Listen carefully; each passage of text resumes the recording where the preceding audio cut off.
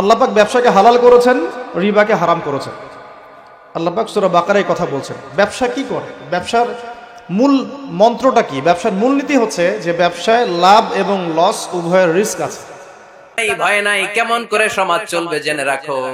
আমি আল্লাহ যখনই সুদকে হারাম করেছি, তার বিপরীতে ব্যবসাকে আমি আল্লাহ তোমাদের জন্য হালাল করে দিয়েছি। অল্টারনেটিভ আছে না নাই? আজকের ভিডিওটা দেব যারা আপনারা গ্রামে থাকেন। গ্রামে থেকে আমি 5টি লাভজনক ব্যবসার কথা বলবো, অর্থাৎ লসবিহীন ব্যবসা, যে আপনি গ্রামে থেকেও এই 5টি ব্যবসা করতে পারেন, একেবারেই কোনো লস নেই, টোটালি আপনার এখানে লাভ হবে। এবং যদি আপনি শহর অঞ্চলে থাকেন তাহলে কিন্তু একটু ডিফিকাল্ট, তবে যদি আপনার বাসা কোনো ডিস্ট্রিক্ট লেভেলে হয় বা কোনো গ্রামে হয় তাহলে পরে এই ব্যবসাটি আপনার জন্য। তো আমি 5টি ব্যবসার কথা বলবো, 5টির মধ্যে আপনি যে কোনো একটি ব্যবসা করতে পারেন। এটি আমি গ্যারান্টি দেবো এই ভিডিওতে যে এটি কিন্তু সুবর্ণ সুযোগ। যদি গ্রাম প্রতিনিয়ত কিন্তু ডেভেলপমেন্ট হচ্ছে, তো যদি গ্রাম আর শহর এক হয়ে যায় তখন কিন্তু এই ব্যবসাগুলো আর পারবেন না।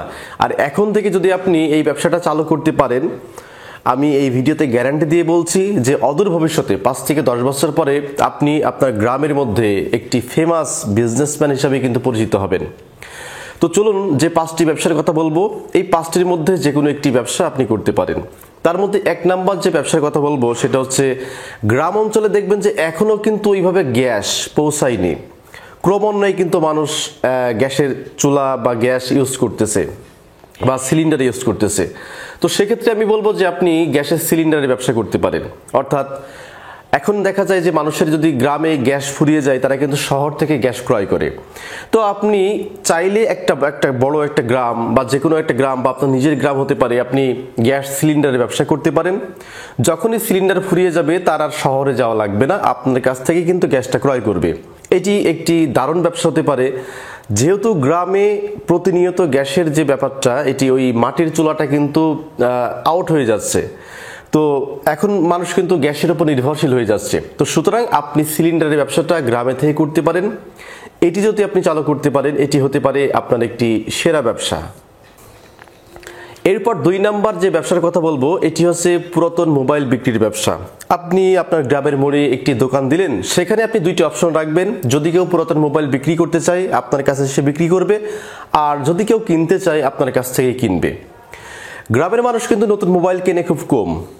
একজন ধরেন ভিভো ইউজ করতেছে অল্প রেটের মোবাইল, কিংবা কেউ বাটন মোবাইল ইউজ করতেছে, সে বাটন মোবাইল থেকে সুইচ করবে অ্যান্ড্রয়েড ফোনে। তো এখন ওই শহরে গিয়ে আপনার 15-20 হাজার টাকা দিয়ে একটা ফোন কিনবে। এবং আবার দেখা যায় যে শহরের মধ্যে যারা একটু, এই গ্রামের মধ্যে যারা একটু স্মার্ট পোলা পায়, তো তারা আবার কি করে যে 15-20 হাজার টাকা একটা ফোন কিনলো, নতুন মডেল যে আসবে তখন ওই ফোনটা সে বিক্রি করে দিতে চায়।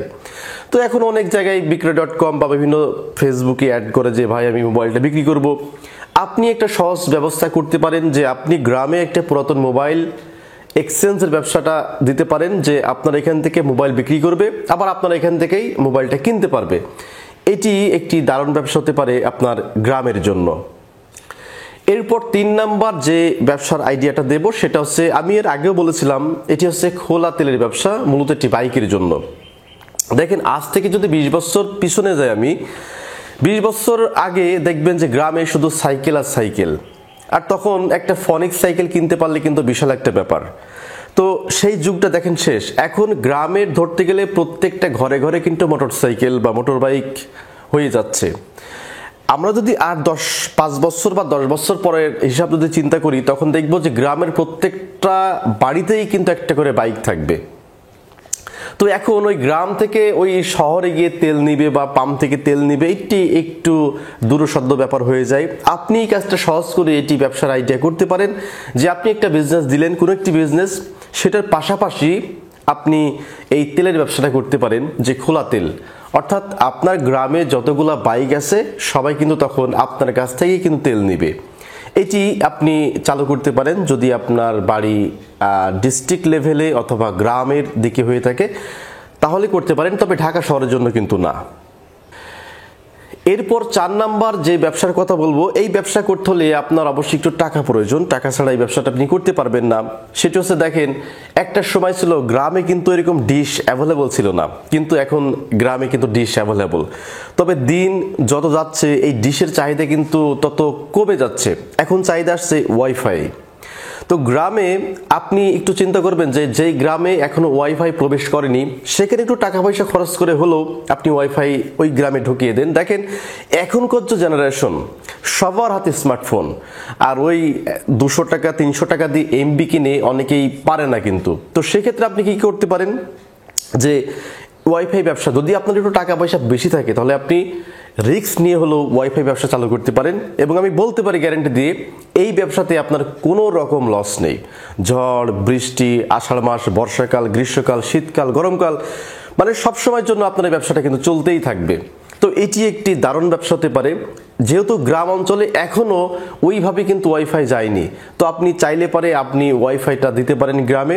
তো সেখান থেকে আপনার এই ব্যবসাটা দেখবেন যে 5 থেকে 10 বছর পরে একটা নাম করা ব্যবসা, অর্থাৎ গ্রামে যখন ঘরে ঘরে ওয়াইফাই হয়ে যাবে, আপনার ওয়াইফাই কিন্তু ঘরে ঘরে চলে যাবে। এরপরে প্রতি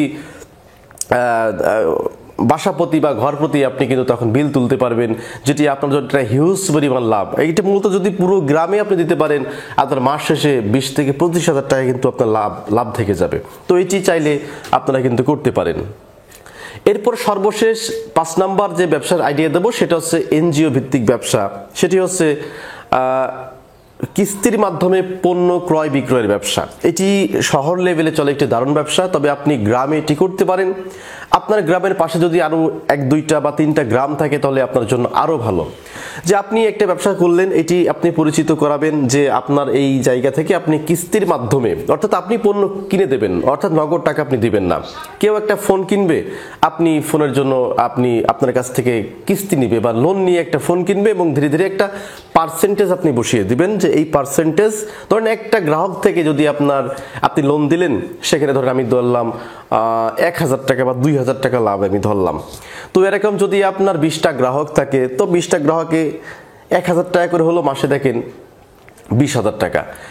এটি খুবই লাভজনক একটি ব্যবসা। আপনি চাইলে, যদি প্রথমে একটু আপনাকে ইনভেস্ট করা লাগবে, আপনি চাইলে এখানে একটা লোক, যদি আপনার সময় না হয়, বসায় রাখতে পারেন, অথবা আপনি নিজেই করতে পারেন। তো আজকের ভিডিওতে যে গ্রাম ভিত্তিক যে 5টি ব্যবসার আইডিয়া দিলাম, এই 5টি ব্যবসা আপনি করতে পারেন।